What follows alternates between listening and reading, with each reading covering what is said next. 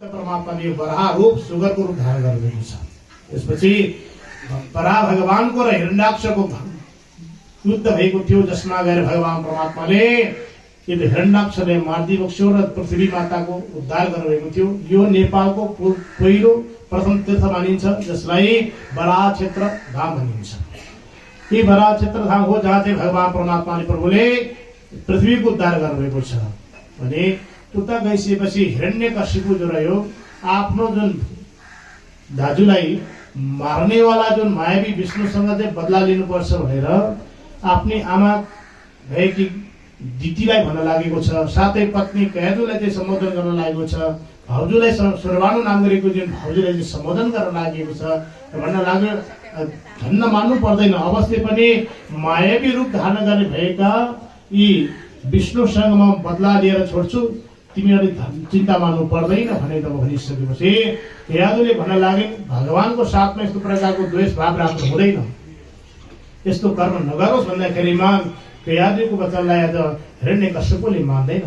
तत्पश्चात हिरण्यकश्यपले भन्न लाग्यो कि म छिटो भन्दा छिटो तपस्या गरेर ब्रह्मदेवलाई साक्षात्कार पारेर आउँछु, जसपछि अनि त्यो मायावी रूप धारण भएका विष्णुसँग बदला लिन्छु भनेर त्यो तपस्या गर्नको खातिर तपस्याले मन्द्राचल पर्वतमा जान्छ।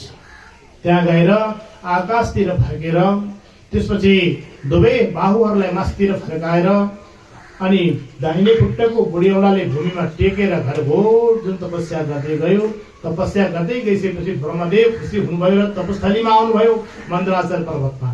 त्यहाँ आइसकेपछि हिरण्यकशिपु जरेको थियो तपस्याको कारणले गर्दाखेरिमा शरीरमा कमिलाहरूले गोलो लगाइसकेका थिए, शरीरमा केवल हड्डी मात्र रहेको थियो। त्यस्तो अवस्थाका रूपमा रहेका हिरण्यकशिपुलाई ब्रह्मदेवले भन्नुहुन्छ, बाबु हिरण्यकशिपु तिम्रो तपस्या सिद्ध भइसकेको छ, म तिमीलाई वरदान दिनकै निम्ति आएको छु, के चाहन्छौ तिमी भनेर सोध्नुभयो।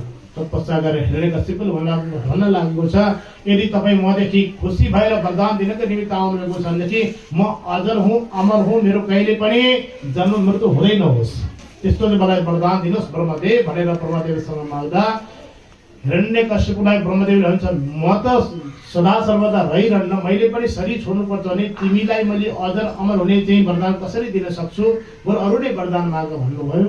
तत्पश्चात गएर हिरण्यकशिपु भन्नुभयो, त्यसो भएदेखि तपाईँद्वारा सृष्टि भएका कुनै पनि प्राणीबाट मेरो मृत्यु नहोस्, मेरो मृत्यु बाहिर पनि नहोस्, भित्र पनि नहोस्, आकाशमा पनि नहोस्, पृथ्वीमा पनि नहोस्, त्यस्तै गरी अस्त्रबाट पनि नहोस्, शस्त्रबाट पनि नहोस्, कुनै पनि तपाईँबाट रचित भएका प्राणीहरू मेरो मृत्यु हुँदै नहोस्, मेरा अष्टसिद्धिहरू मेरा राज्यमा एक छत्र राज्य रहोस् भनेर जब मागिसकेपछि ब्रह्मदेवले तथास्तु भनेर चाहिँ वरदान दिनुभयो र ब्रह्मदेव ब्रह्मलोकतिर लाग्नुहुन्छ। हिरण्यकशिपुले आशीर्वाद प्राप्त गरिसकेपछि अनि उसैले देवतामाथि, मूर्तिमाथि, ब्राह्मणमाथि, वेदमाथि अत्याचार गर्न लाग्छ।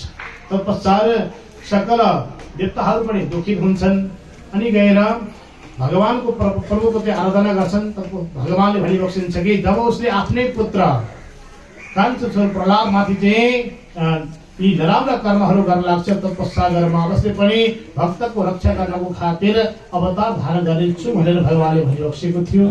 जस अनुसार परमात्मा